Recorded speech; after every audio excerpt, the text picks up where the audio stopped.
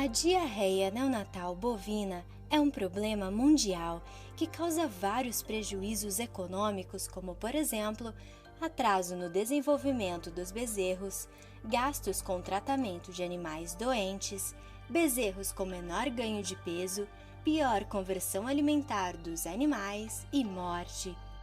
Estima-se que mais de 56% das mortes em fase de aleitamento ocorra por diarreia neonatal.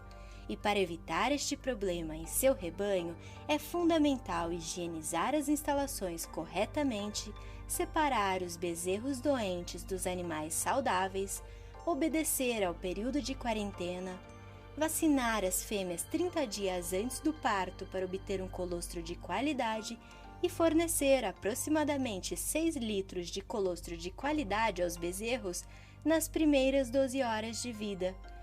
Para obter um colostro de qualidade, a vacinação das fêmeas durante a gestação é fundamental. Para isso, você pode contar com a Paravem, a vacina mais completa do mercado contra diarreias bacterianas, prevenindo a pasteurelose, o paratifo dos bezerros, a enterotoxemia e a colibacilose. Vacine as fêmeas e proteja os seus bezerros contra a diarreia neonatal com a Paravem da Venco Saúde Animal.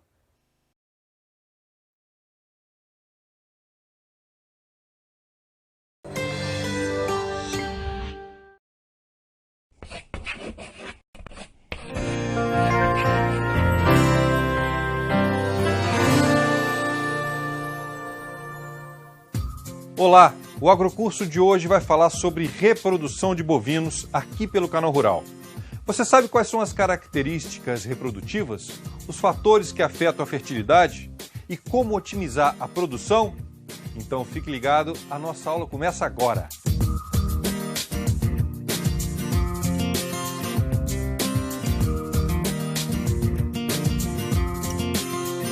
No Brasil, a pecuária de corte ela tem números expansivos e muito atraentes, só que a eficiência de produção ela precisa ser melhorada. No ano de 2014, nós tivemos um rebanho de pouco mais de 208 milhões de cabeças de gado total, gado bovino. Dessas 208 milhões, 80% são zebuínos. Dos zebuínos, nós temos 90% da raça Nelore.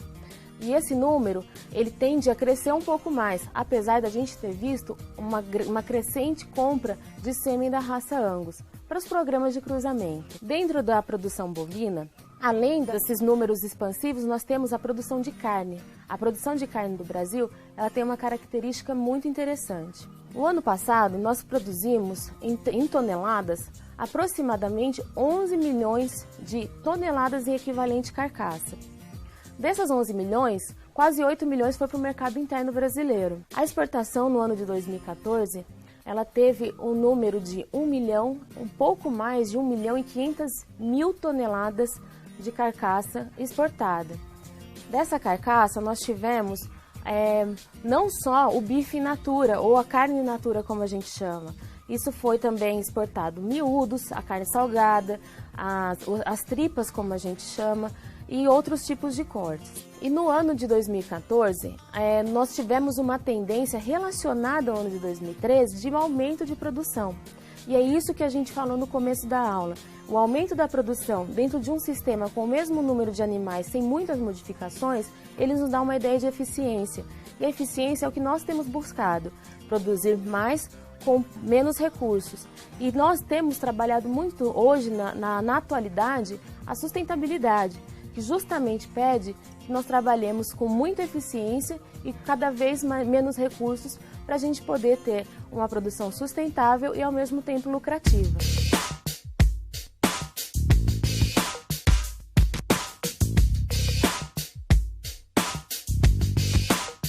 Dentro dos nossos sistemas, a gente sempre discute a nutrição, o ganho de peso, mas e a reprodução? A reprodução é extremamente importante dentro de um sistema de produção. A reprodução, ela nos dá a ideia do número de proles, do número de animais que são produzidos e, além disso, ela nos dá a ideia de biotecnologia, ou seja, como que a gente pode aumentar essa produção com o mesmo número de animais base, animais núcleo. A reprodução, então, ela tem várias características e vários números que nos dão uma ideia de quanto ela é importante. A reprodução, ela significa maior número de animais, ela significa lucratividade, melhoramento genético, e essa é uma parte extremamente importante. Por que o melhoramento genético? Quando você reproduz o seu animal, você consegue observar dentro do seu rebanho qual foi o melhoramento em termos populacionais de um ano para o outro, que é o ganho genético. O ganho genético, eu vou dar um exemplo para vocês. Se no ano passado, no ano de 2014, a minha população de bovinos de 12 meses, por exemplo, tinha em torno de 200 quilos, e nesse ano eu consegui, na mesma época, uma mesma população de animais com 250, eu já tive um ganho genético de 50 quilos em um ano. O que isso reflete para mim? Reflete mais carcaça, mais carne, mais musculosidade, uma melhor qualidade do produto que eu ofereço para o mercado. O melhoramento genético, quando a gente trabalha ele na reprodução, a importância dele é o quê? É o retorno para o produtor, é o retorno que o produtor vai ter dentro do seu sistema. Além do melhoramento genético, a gente pensa nos índices zootécnicos, porque a gente utilizando melhoramento genético e a reprodução de uma forma correta, a gente vai melhorar todos os índices zootécnicos, como por exemplo, o peso a desmama, a eficiência alimentar, que a gente tem trabalhado muito, e as próprias características reprodutivas. E algumas dessas características, quais são? Nós temos, por exemplo, a eficiência reprodutiva, que ela é a característica-chave, a característica mãe, é um índice reprodutivo muito importante. Por quê? Quando eu estou observando todo o meu rebanho, a eficiência reprodutiva, ela é a interação de todas as características reprodutivas. Por exemplo, eu tenho uma estação de monta e eu quero avaliar qual que foi a eficiência dos meus animais. Então eu vou avaliar a idade ao parto, a idade ao primeiro parto, a idade à primeira cobrição, o retorno ao cio, a involução uterina ou puerpério. Nós vamos avaliar o touro separadamente.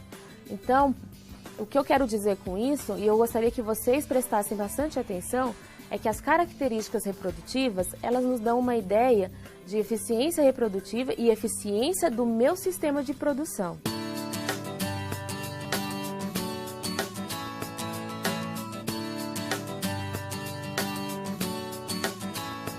As características mais importantes, eu citei algumas delas, que são a idade ao primeiro parto, por exemplo. Existe uma correlação que quanto mais cedo for a idade ao primeiro parto, melhor e mais eficiente esse animal vai ser dentro do meu sistema. A idade ao primeiro parto, preconizada como uma idade ok, uma idade boa, não excelente, mas muito boa dentro de um sistema extensivo, que é a maioria no Brasil, seria de 27 a 28 meses, porque nós preconizamos a primeira cobrição aos 18 meses, com o animal aí em torno de 300 a 350 quilos. Se a gente conseguir adiantar a idade ao primeiro parto, nós conseguiremos ter mais bezerros daquela mesma vaca e conseguiremos ter mais eficiência de produção. Outra característica muito importante é o retorno ao cio, ou retorno à atividade ovariana. O que acontece? Após o parto, logo após o parto, nós temos um momento que é chamado puerpério. Acontece a involução uterina. O endométrio está voltando ao seu estado normal após a saída do bezerro. A involução uterina, nós temos aí como um período bom para que aconteça com os animais entre 20 e 30 dias. E logo após, nós temos a ideia de que seria ideal que esse animal já passasse a ciclar e a gente já pudesse inseminá-lo novamente, para a gente ter aí um outro índice muito bom, que seria a produção de bezerros, uma produção por ano, ou até menos. Em sistemas extremamente eficientes, nós temos aí uma produção de bezerros em 345 dias, por exemplo. Mas o aceitável é uma produção de 365.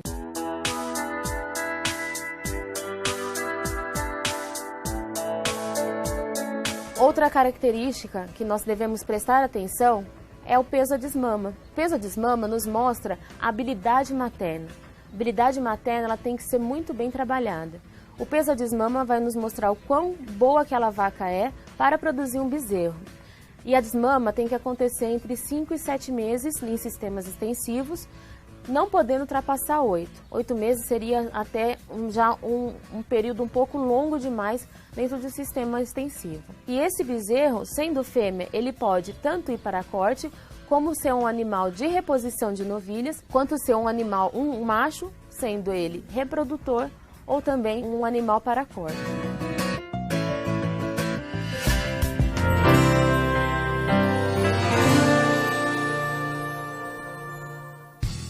Estamos de volta com mais Agrocurso. Você já está matriculado no nosso site? Se não, corre lá, acesse agrocurso.com.br e se inscreva. Lembrando que no final do módulo, os alunos aprovados na avaliação online receberão um certificado de capacitação profissional reconhecido pelo MEC. E agora vamos entender melhor o comportamento reprodutivo da fêmea e conhecer as características que devem ser trabalhadas para diminuir as perdas no rebanho. Confira. Esses fatores, eles estão relacionados tanto à nutrição, fator relacionado à nutrição. Nós vamos ver nas próximas aulas que a nutrição, ela tem relação com o score de condição corporal e com a reprodução.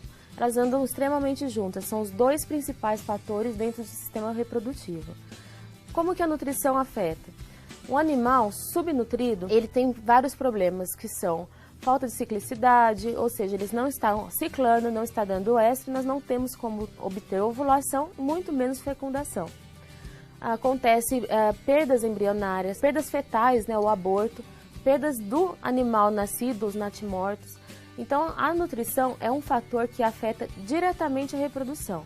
Por isso que eles são trabalhados de formas igualitárias e ao mesmo tempo. Um outro fator muito importante, além da nutrição, é o fator higiênico e sanitário. Um exemplo disso é que quando nós utilizamos biotecnologias, nós estamos manipulando as células de uma forma exterior ao corpo do animal. Então, estamos manipulando as células fora do seu ambiente normal e nós precisamos que a higiene e a sanidade do local seja perfeita. Perfeita, que eu digo, ao máximo possível, que nós tenhamos o máximo de limpeza, o máximo de desinfecção do ambiente, porque uma contaminação, ela acontece, geralmente, é uma contaminação externa. A célula, se ela foi aprovada para ser vendida como uma célula espermática ou como um embrião, e acontece alguma contaminação, provavelmente foi da mão de algum manipulador ou a nossa mão no momento de implementar esse material genético na vaca. Então, um ambiente extremamente limpo, um manejo extremamente cuidadoso dos equipamentos é muito importante e necessário para que a gente tenha a lucratividade e principalmente a eficiência daquela técnica. Lembrando que uma biotecnologia, quando a gente utiliza e cada vez que a gente apura mais uma técnica, ela fica mais cara. Apesar do custo-benefício ser bom, o valor que a gente tem que investir na técnica ele é alto. Então, para não haver perdas, nós precisamos ter um cuidado extremo. E dentro disso, a gente fala de outro fator, que é o fator clínico. Os animais escolhidos para serem trabalhados dentro da reprodução, eles devem ter condições clínicas excelentes do trato reprodutivo. Um exemplo é que a gente pode trabalhar essas condições na monta natural. Na monta natural, a gente tem a escolha do touro e ele vai montar as vacas. Nós temos como escolher um animal que tem um aspecto clínico melhor do que outro. Só que a gente não consegue ter um controle tão grande quando a gente fala em monta desses animais, no ato sexual dos animais. Então, devido a isso, a gente precisa prestar atenção com o aspecto clínico dos animais que vão para a monta, porque a gente não faz o acompanhamento direto. Esses animais eles são colocados em piquetes e passam algum tempo durante a estação lá.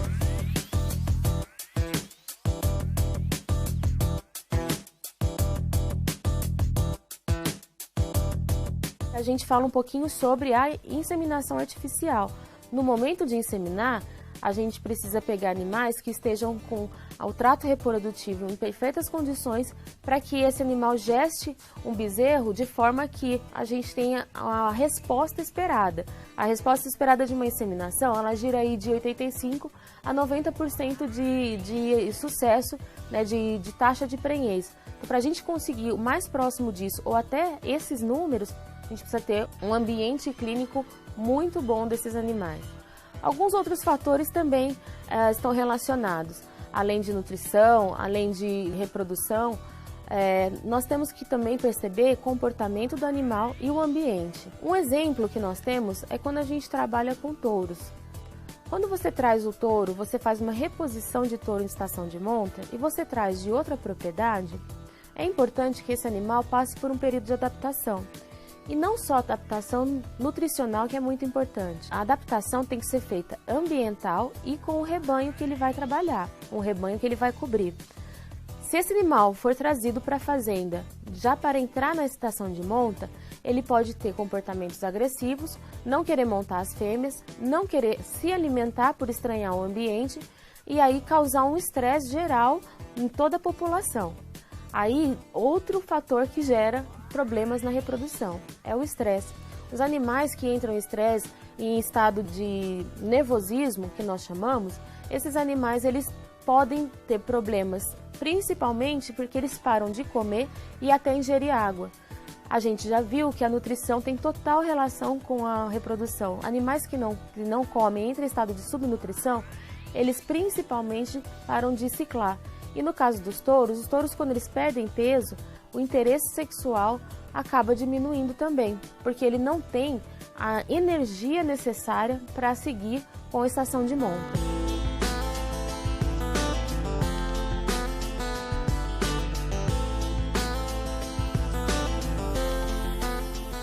Algumas outras características são importantes no nosso rebanho.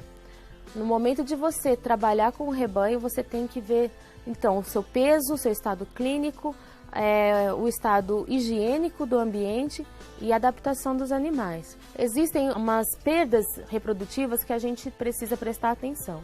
Algumas delas, dentro dessas perdas, são a inseminação artificial feita incorretamente, o retorno ao cio dos animais. Por que é uma perda o retorno ao cio? Você inseminou o animal e você vai ter que utilizar ao menos uma dose a mais nela. Ou seja, você está gastando, investindo um dinheiro a mais que não era esperado pela resposta desse animal. Então nós temos retorno ao cio, nós temos as taxas de mortos, a taxa de perda embrionária, as taxas de natalidade que diminuem. Então essas perdas elas devem ser minimizadas trabalhando as características mencionadas anteriormente. Nutrição, ambiente, estresse, clínica e higiene.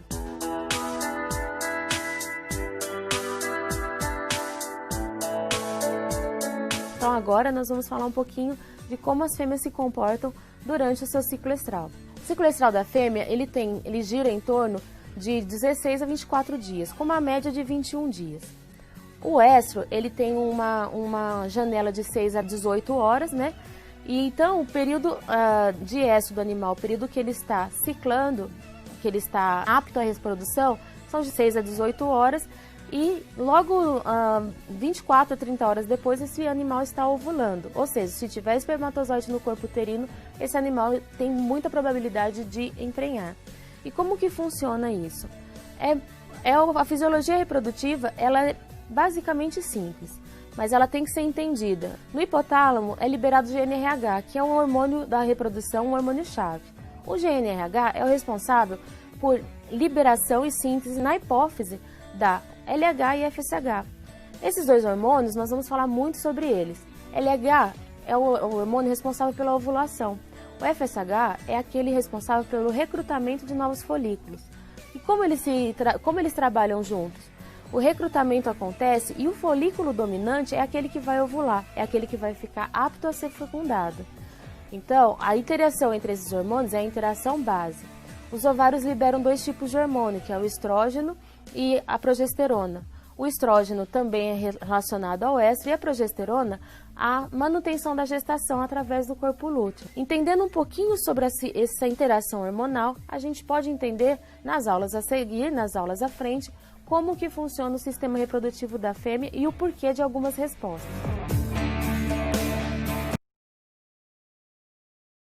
Febre aftosa e estomatite vesicular. Todo pecuarista já ouviu falar dessas enfermidades, que são as mais comuns no mundo inteiro. Hoje vamos conhecer melhor essas doenças na sala de aula. Confira.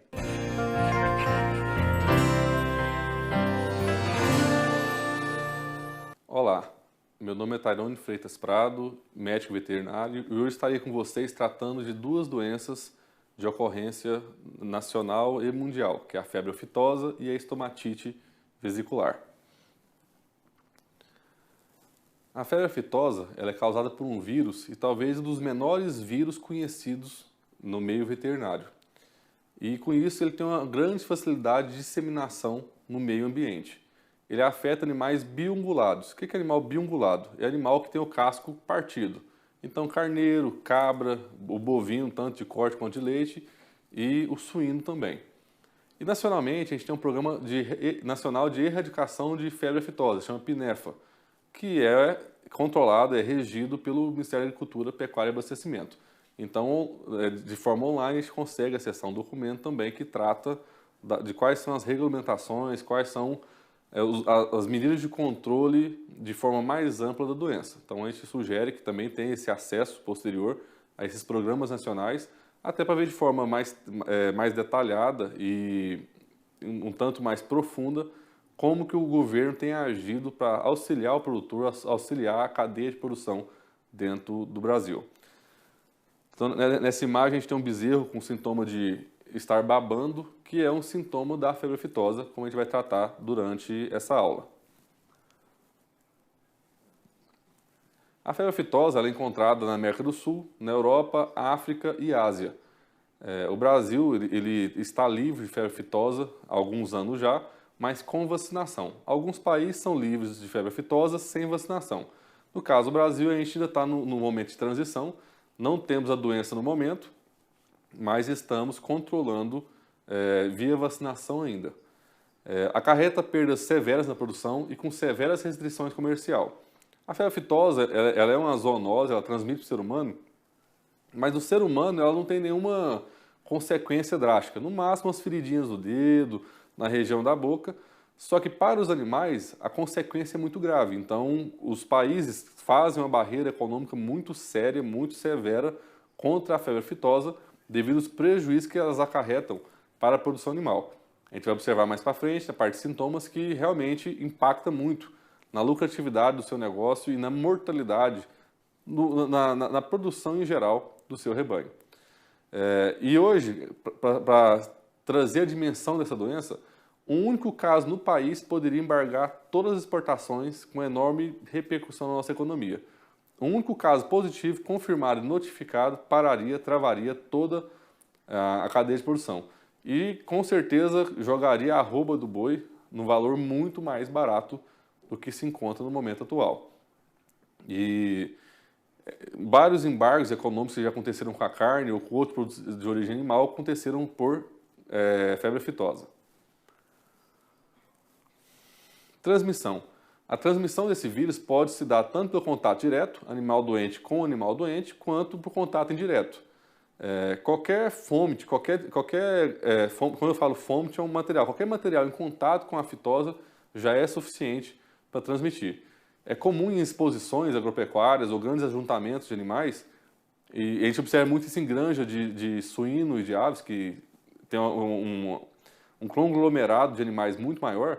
A preocupação é até os veículos que entram nessas granjas serem lavados ou pulverizados com um desinfetante, para evitar a entrada de doenças. E no caso de bovino, a gente também deveria ter esses cuidados em exposições e grandes feiras para evitar que um animal doente dissemine não só essa doença, como outras, né, dentro desses eventos, o que já é feito na maioria dos eventos.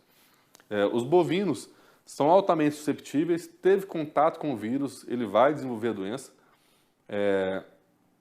A febre aftosa ela causa essas aftas, como a gente pode observar na imagem, feridas na gengiva e na língua do animal, e dentro dessa vesícula, cada vez que eu vou lá e estouro uma vesícula, uma afta daquela, 1 ml desse líquido pode conter até 1 bilhão de vírus ativo propício a disseminar a doença. E quais são os principais disseminadores no ambiente?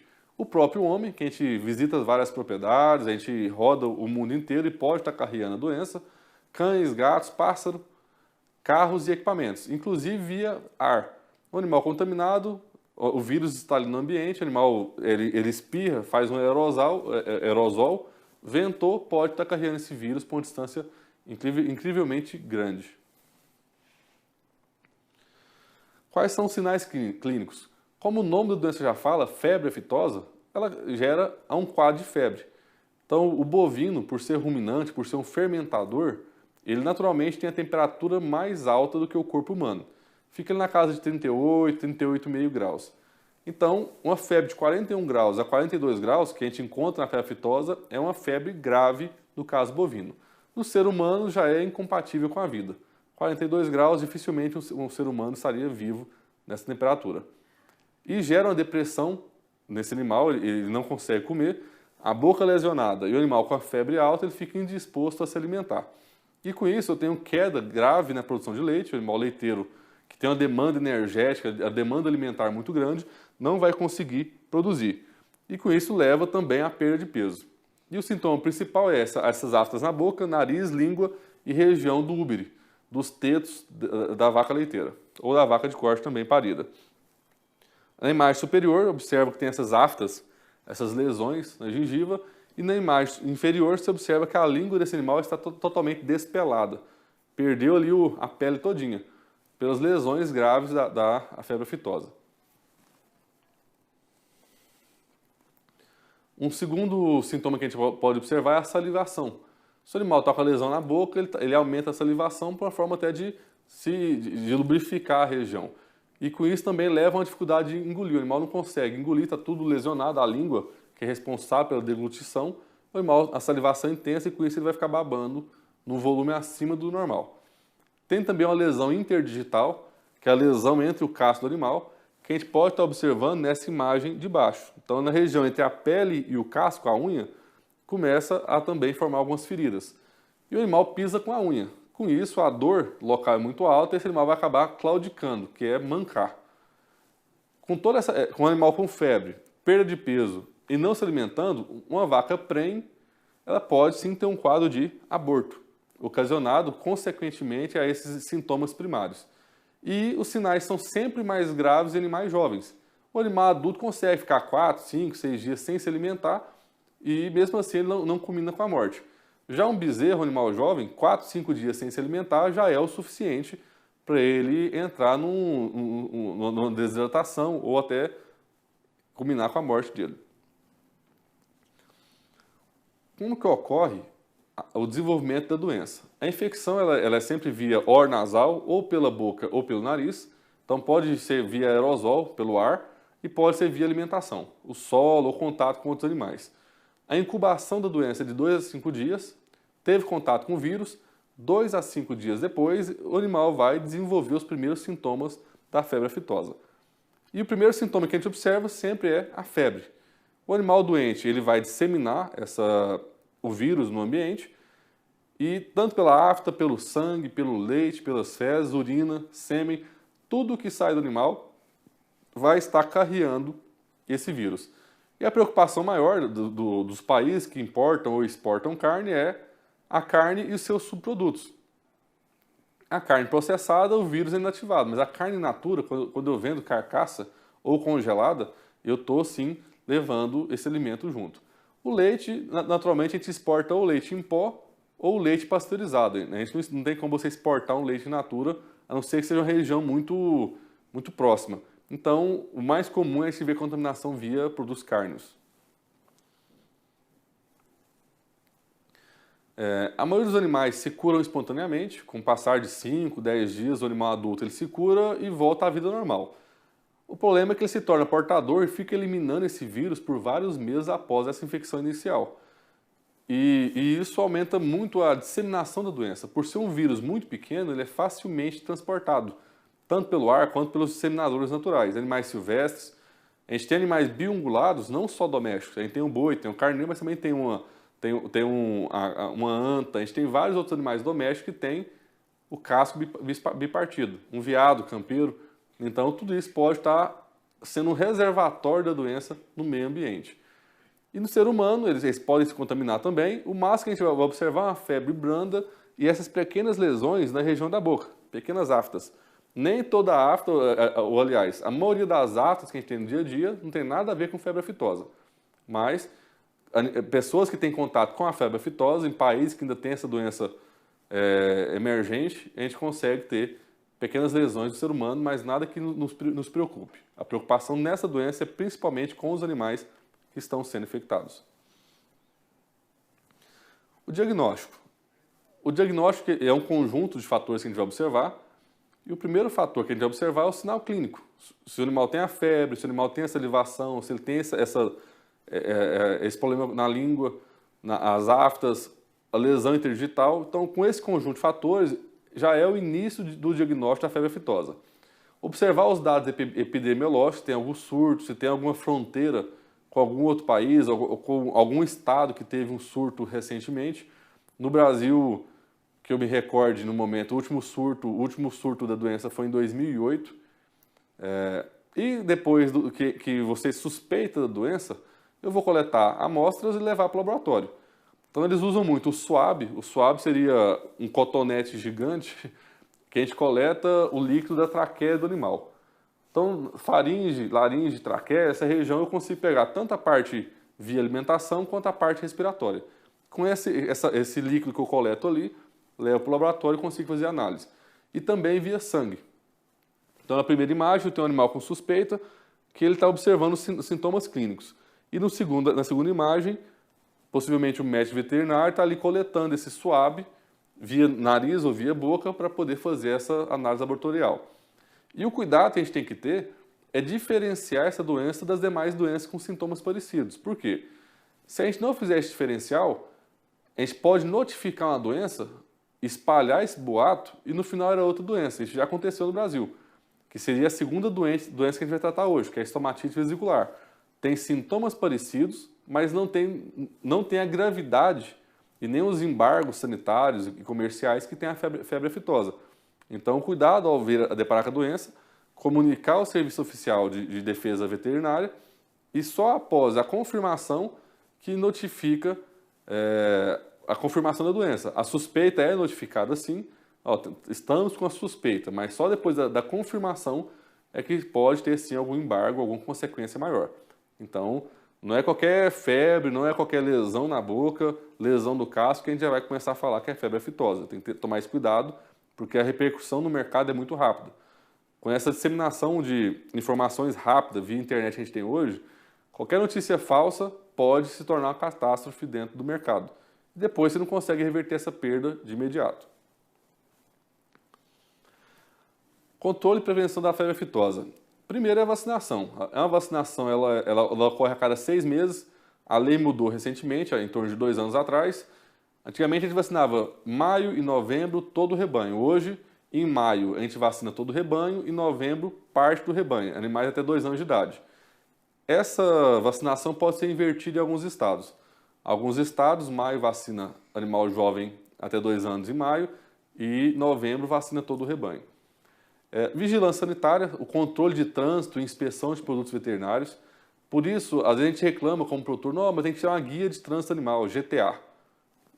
A guia serve para você saber a origem. Se eu comprei um animal e apareceu uma doença, de onde veio esse animal, antes de ir para essa fazenda, para onde ele estava, eu consigo rastrear e cercar a doença e agir. Então é importante ter guia, de saber de onde está vindo o animal e ter um controle disso, tanto pelo serviço oficial quanto pelo próprio produtor. O abate sanitário, tendo um foco, eu vou isolar esse animal, eu vou identificar, confirmando, todos os animais serão abatidos, não só os que estão doentes, mas tem um cordão de isolamento, de segurança. Dentro desse cordão, qualquer animal que tenha possibilidade de veicular a doença ou de ser portadora, de estar doente, vai ser eliminado. Então, já comentei que a gente tem um Plano Nacional de Erradicação da Febre Aftosa, que é o PNEFA, que deve ser observado, que deve ser estudado para conhecer mais aprofundado sobre a febre aftosa. E é uma doença de notificação obrigatória. Qualquer suspeita ou caso confirmado tem que ser notificado para o Serviço de Defesa Oficial. Não só estadual, nacional, mas a nível mundial via OIE, que é a Organização Internacional de Epizootias. Qualquer doença animal é notificado nessa organização mundial e todos os países têm acesso a esses laudos. Então hoje a notícia não tem como você abafar o caso, como já foram feitos em épocas muito antigas. Hoje o trabalho é sério, teve um caso, a gente assume que a gente errou e vai assumir as consequências. Então, a vacinação bem feita, usando sempre os EPIs, equipamento de proteção individual, e utilizando sempre da dosagem correta, temperatura da vacinação correta, posicionamento de agulha, de seringa. E gostaria de reforçar que a gente tem grandes parceiros hoje dentro do sistema CNA, CNAR, para estar ministrando esses treinamentos. Então, que o produtor demande pelos treinamentos e se profissionalize no uso da vacinação. Recentemente, a gente teve um embargo econômico pelo uso da vacinação incorreta, formação de abscessos vacinais, e a gente, às vezes, sempre joga a culpa para a vacina, mas muitas das vezes o erro está com nós na execução. Não usar uma agulha de tamanho adequado, uma limpeza adequada da agulha, posicionamento, temperatura de vacina, limpeza do conjunto. Então, a gente tem que trabalhar de forma correta para ter resultados interessantes dentro da pecuária de corte e de leite no Brasil. Eu tenho a zona endêmica e a zona livre com ou sem vacinação. A zona endêmica é a zona infectada onde tem casos recorrentes da doença. A zona livre, que é o caso do Brasil hoje, eu tenho com e sem vacinação. No Brasil, nós somos zona livre com vacinação, não conseguimos ficar livre da vacinação. No Brasil, livre de vacinação, somente Santa Catarina.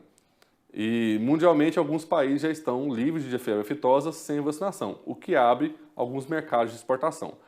E no caso de um foco da doença, todos os animais serão abatidos e zonas próximas será desinfectado todas as instalações, será feito um vazio sanitário por alguns meses ou até anos, sem nenhum animal, sem nenhum trânsito animal ali dentro. Depois vai ser colocado animais sentinelas, a gente usa muito o suíno e o ovino, carneiro e o suíno, porque eles têm alta susceptibilidade à doença. Então, no Brasil é proibido vacinar o suíno e o ovino e o cabrito, o caprino, contra a febre aftosa, porque ele tem a função de sentinela. Se eu achar uma ovelha com sintoma de aftosa, eu vou notificar e vai ser feita uma pesquisa do vírus na região. Se for confirmado, o bovino, por estar vacinado, está protegido. Mas o carneiro é um sentinela dentro desse programa, tanto o carneiro quanto o suíno. E a vacinação ela é feita em redor desses focos com o subtipo da vacina do vírus que for isolado. Então, essa é a imagem mostrando, é uma imagem trágica, onde ocorreu um foco e todos os animais foram queimados, sacrificados e depois incinerados para isolar esse vírus. Para finalizar, vamos comentar um pouco da estomatite vesicular, que é uma doença muito semelhante em sintomas à febre aftosa, mas com consequências muito inferiores. Também é causada por um vírus. O hospedeiro natural é o bovino, ovino e também o equino, nesse caso o cavalo entra dentro da sintomatologia. O sinal é uma febre mais leve, afta na língua, gengiva com salivação. Então, afta na língua, gengiva e salivação a gente lembra de febre aftosa, mas pode ser estomatite vesicular. A morbidade é alta. Quando eu falo morbidade, é a probabilidade de ter a doença dentro de um rebanho. Então, quando tem um foco, quase todos os animais têm a doença, só que não há mortalidade, ninguém morre, nem animal adulto, nem animal jovem. E o principal dessa doença é não confundida com febre aftosa. Suspeitou, chama o serviço oficial de defesa sanitária e animal, e eles vão fazer a coleta de dados, de amostras, e posteriormente a confirmação se é febre aftosa ou estomatite. Se for estomatite, sem nenhuma consequência grave. Se for febre aftosa, as consequências são graves, tanto para o Brasil, para o país como um todo, quanto para o produtor.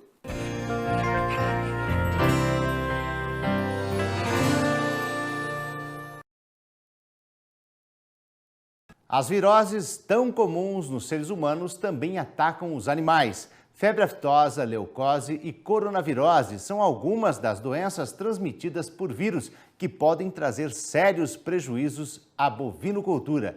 Veja na sala de aula.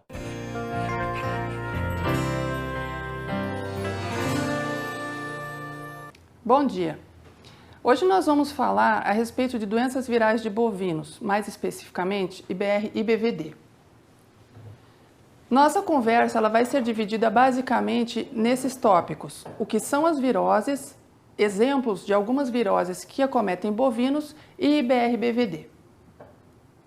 O que são essas viroses? São doenças que são causadas por vírus e elas necessariamente precisam de uma combinação de uma relação entre o patógeno, que é o vírus, a sua capacidade de infectar os animais, que é a virulência, a forma de transmissão, como essa doença vai ser transmitida para aquele indivíduo e um hospedeiro suscetível.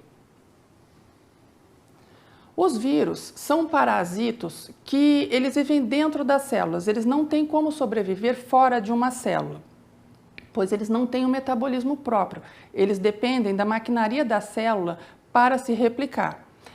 Geralmente, os vírus são espécies específicos, entretanto, em algumas condições, eles podem infectar mais do que uma espécie. E justamente pela sua alta capacidade de mutação, vacinas muitas vezes são de difícil produção e o diagnóstico também pode sofrer interferência em relação a essa capacidade de mutação. Algumas viroses que acometem bovinos são bastante conhecidas, como por exemplo a febre aftosa. Entretanto, existem outras que não são tão comuns de conhecimento público, como por exemplo doenças que acometem o trato digestivo, como a rotavirose e coronavirose, e outras, como leucose bovina, que infectam animais e só são manifestadas em uma idade mais avançada, casos de doenças respiratórias como parainfluenza e vírus respiratório sincicial bovino. E algumas outras que estão relacionadas com a formação de vesículas, que nós chamamos de doenças vesiculares, que são, que elas atuam como, que podem ser feito o diagnóstico diferencial para a febre aftosa. No diagnóstico de febre aftosa, essas doenças entram, como por exemplo a diarreia viral bovina e a rinotraqueite infecciosa bovina, que são os nossos tópicos de hoje. A rinotraqueite, ela também é conhecida como IBR, e ela é causada por um herpes vírus. Assim como todos os herpes, eles causam latência, ou seja, uma vez o animal infectado, ele vai ser infectado pelo resto de sua vida. E em algumas situações, essa infecção pode ser reativada e o animal reapresentar o quadro clínico.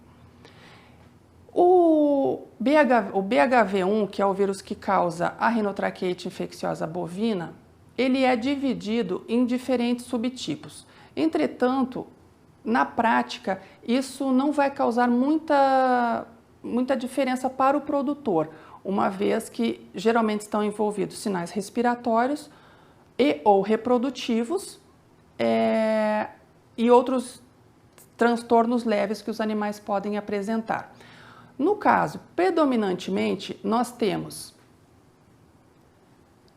febre, falta de apetite, o animal fica apático. É uma virose, como a maioria das outras, em que o animal sofre um efeito sistêmico e acaba se concretizando em algum sistema, seja ele respiratório, seja ele reprodutivo. E o que a gente observa no campo, via de regra? É um quadro geral em que pode ser visto, mais evidentemente, secreção nasal ou secreção ocular. Então, fica uma secreção espessa, geralmente, por contaminação bacteriana secundária. Os animais podem apresentar conjuntivite ou ceratoconjuntivite, também conhecido como olho branco. E esse quadro, ele fica disseminado em mais de um animal. Geralmente, quando em surtos, vários animais estão manifestando os mesmos sinais em diferentes estágios. Aqui, por exemplo, nós podemos ver duas situações em que os animais apresentam lesões erosivas no focinho. Nesse animal mais à frente, uma situação mais branda, e lá ao fundo, uma situação que o animal está mais fortemente acometido. Além desse quadro respiratório, muitas vezes, que é um dos maiores problemas no caso de herpes vírus bovino tipo 1, é a questão dos abortos e as lesões nos bezerros. As perdas maiores, elas estão relacionadas aos abortos. E nós sabemos que cerca de 25% de abortos podem ocorrer em caso de surtos. Isso acontece principalmente no final da gestação, entre o 5º e o 8º mês de gestação. E ainda, se essa fêmea ela é infectada ao final da gestação, os produtos, os bezerros, eles podem nascer apresentando lesões nas mucosas, tanto do trato digestivo quanto do trato respiratório. Nascem então bezerros fracos, que geralmente vêm a óbito logo após o parto. Então, como nós falamos, além desse quadro respiratório e de abortos, nós podemos ver também quadros localizados de vulvovaginite pustular infecciosa, que é a chamada IPV, ou balanopostite pustular infecciosa, que são 2 quadros genitais em que aparecem lesões na mucosa genital, tanto da fêmea quanto do macho, que começa geralmente por um avermelhamento da mucosa e se concretiza após com o desenvolvimento de vesículas e na sequência de úlceras. Os sinais, no caso das fêmeas, eles podem ser observados cerca de 2 a 4 dias após a monta natural ou a inseminação artificial com sêmen infectado. E no caso dos machos, o que se observa geralmente é uma relutância em montar justamente em função da dor, além de prejuízos na qualidade do sêmen, que geralmente são temporários. Em casos mais graves, nós observamos essa área mais avermelhada, inchada, pode haver corrimento mucoso a mucopurulento, com formação de pus mesmo, e essas pústulas que acabam se juntando e levando a grandes áreas com erosões. E aqui, como a gente pode ver, a parte dessa mucosa acaba se soltando. Nota-se que é um processo bastante doloroso e os animais acabam relutando à atividade reprodutiva. Fato interessante é que nós temos uma média de prevalência de anticorpos contra a IBR em torno de 60%.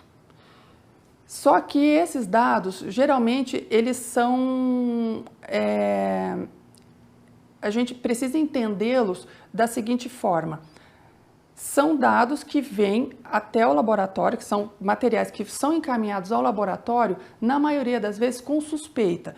Ou seja, como não foi feita uma amostragem balanceada, esses dados normalmente eles são viciados. Então nós podemos ter variações muito grandes em relação a essas prevalências. Como nós podemos observar, via de regra, de 50% a 100% de animais reagentes dentro dos rebanhos, o que pode também ter uma flutuação um pouco maior, menos de 50% até um pouco mais de 50%, justamente devido a esse tipo de comportamento do diagnóstico, né? Em relação à transmissão, como que a IBR é transmitida? Via de regra, por contato direto com as secreções que contêm o vírus, uma grande concentração de vírus nessas secreções, sejam nasais, oculares ou genitais, ou mesmo sêmen contaminado, e o contato com restos fetais e aerosóis, bastante comum no caso de aglomerações, e se fala bastante no caso de confinamentos, tá? O contágio entre animais em confinamento. Uma forma menos comum de transmissão é a transplacentária, mas ela também tem um papel importante na manutenção do vírus dentro dos rebanhos. Sabe-se que de relatos de até 45% de amostras de sêmen reagentes dentro de centrais de inseminação. Então, por isso, há uma importância muito grande em ter um controle da qualidade do sêmen de centrais de inseminação, justamente pela capacidade dele veicular o vírus dentro do rebanho. E sabe-se que, inclusive, essas amostras de sêmen contaminadas, elas podem diminuir a taxa de fecundação em até 40%, que é um número bastante significativo, com flutuações. E a próxima doença, que é a diarreia viral bovina ou doença das mucosas. A BVD, como nós costumamos chamar, ela é altamente relacionada à IBR, justamente por esse confundimento que pode ocorrer entre as duas em relação ao quadro reprodutivo que elas podem apresentar, em que elas podem estar envolvidas. A BVD, ela se apresenta no formato de 2 biotipos, o não citopático e o citopático. Isso, características observadas pela ação do vírus em cultivo celular em laboratório. E 2 genótipos, o BVDV1 e o 2. Entre eles, há uma alta diversidade antigênica, ou seja, existe muita diferença entre esses 2 genótipos. E ainda, dentro dos próprios genótipos, entre as estirpes também há uma grande variabilidade de vírus. Essa imagem, ela é bastante comum, facilmente encontrada na internet, mas ela pode nos mostrar, ela reflete bastante a patogenia da doença de uma forma bastante simplificada.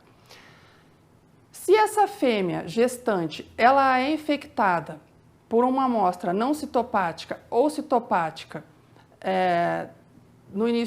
durante a sua gestação, ela pode apresentar uma infecção transitória e simplesmente soroconverter, ela resolver a infecção, ou não. No caso dessa infecção acontecer do 2º ao 4º mês de gestação, nós temos o pior problema relacionado à BVD, que é o nascimento de animais persistentemente infectados.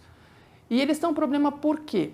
Porque esses animais são imunotolerantes, ou seja, eles não reconhecem o vírus como uma coisa estranha, e sim como se fosse parte dele. E ele não produz anticorpos contra esse vírus, logo a dificuldade de identificação desses animais é bastante grande. No caso dessa infecção acontecer durante outros períodos da gestação, o que nós vamos observar? A depender do momento de desenvolvimento de um sistema ou órgão, nós vamos ter a manifestação justamente naquele órgão ou sistema. Pode acontecer aborto ou malformações fetais, dependendo da época da embriogênese ou do desenvolvimento dos sistemas. No caso desse animal persistentemente infectado, ele sofrer uma infecção por uma amostra citopática, aí sim ele vai desenvolver o quadro fatal da doença, que é a doença das mucosas. Assim como a IBR, a BVD ela causa tanto problemas produtivos quanto reprodutivos. O problema maior da BVD é que, na maioria das vezes, os casos são inaparentes, a infecção é subclínica e a doença se perpetua dentro dos rebanhos e o produtor acaba não observando a ação dela, a não ser de formas indiretas. Como, por exemplo, quando o animal desenvolve problemas respiratórios, problemas neurológicos, problemas gastrointestinais com diarreia, por exemplo, em bovinos de 8 meses a pouco mais de 1 ano, normalmente. A observação de lesões erosivas, muitas vezes em espaços interdigitais, o que causa um confundimento com febre aftosa. Além disso, a possibilidade de malformações congênitas, dependendo do estágio em que o animal é infectado, que a fêmea é infectada. Além disso, a BVD ela também pode levar a um quadro hemorrágico bastante grave e letal, via de regra. Um dos fatos mais interessantes sobre a BVD é justamente a questão da imunotolerância e a imunossupressão. A imunotolerância é quando o indivíduo ele não reconhece o vírus como algo estranho e ele não cria anticorpos contra o vírus. E a gente vai ver a seguir o que isso acarreta. E outra parte que é a imunossupressão, porque a BVD ela é uma doença que baixa a imunidade. Então, levando a esses outros problemas que nós já falamos, que é uma série de problemas em diferentes sistemas. Nós podemos ter infecção transplacentária no primeiro trimestre da gestação, onde nós podemos ter a morte embrionária ou fetal, havendo reabsorção ou mumificação e também o aborto. Aqui nós temos uma imagem de uma mumificação, de fetos mumificados, que são bastante relacionados à doença. Além disso, A infecção nesse período de 1 mês a 4 meses de gestação por uma amostra de vírus não citopática, que nós comentamos inicialmente, nós podemos ter o grande problema causado pela BVD, que é o animal persistentemente infectado dentro do rebanho, que é muito difícil de ser identificado. Embora nós tenhamos uma prevalência baixa desses indivíduos dentro do rebanho, cerca de 1 a 2%, mais para 1%, eles são a forma de perpetuação do vírus no rebanho, causando aqui a imunotolerância, que a gente vai ver como que acontece. Em relação à prevalência de anticorpos, nós temos taxas semelhantes à de IBR, às vezes para mais ou às vezes para menos, lembrando que que essas amostras geralmente elas são enviesadas, elas não são baseadas em uma amostragem para um estudo epidemiológico. Então nós temos variações, como por exemplo aqui um número grande de animais que foi avaliado e tivemos uma prevalência de 50%. E em alguns estados que essa prevalência pode flutuar também, dependendo das condições em que teve-se essa suspeita e se procedeu o diagnóstico. Como a BVD é transmitida? Via de regra, os animais persistentemente infectados, eles agem como fontes de vírus no rebanho e fazem a circulação dele entre os animais, ou seja, a propagação do vírus normalmente está relacionada com a presença de animais persistentemente infectados. Outra forma de transmissão é por meio de sêmen de touros persistentemente infectados ou ainda que estejam apresentando a forma aguda da doença. Como que se faz o diagnóstico para essas duas doenças? Basicamente, através do histórico, ou seja, da história da propriedade, do relato do produtor, um exame clínico criterioso, onde vão ser buscadas essas lesões ou lesões sugestivas dessas doenças, o diagnóstico diferencial de outras doenças, geralmente de doenças vesiculares ou doenças reprodutivas, no caso de IBR e BVD, não estar provocando sinais clínicos em outros sistemas que não reprodutivo, e associação com exames laboratoriais. Com a pesquisa do vírus, buscando-se a identificação do vírus nas amostras, o que a gente chama de exame direto, como por exemplo o isolamento viral, ou técnicas moleculares, como PCR, ou ainda os mais comuns, que são os exames laboratoriais indiretos, onde se busca detectar anticorpos desses agentes no soro dos animais suspeitos. No caso, a recomendação de fazermos testes pareados, ou seja, colhe-se uma amostra em um determinado período e cerca de 30 dias depois colhe-se outra amostra, justamente para nós vermos a variação de anticorpos, de concentração de anticorpos, de título, nesses períodos, que pode nos gerar informações mais acuradas de estarmos lidando com uma infecção ou de estarmos tratando de animais vacinados ou do próprio andamento da infecção dentro do rebanho.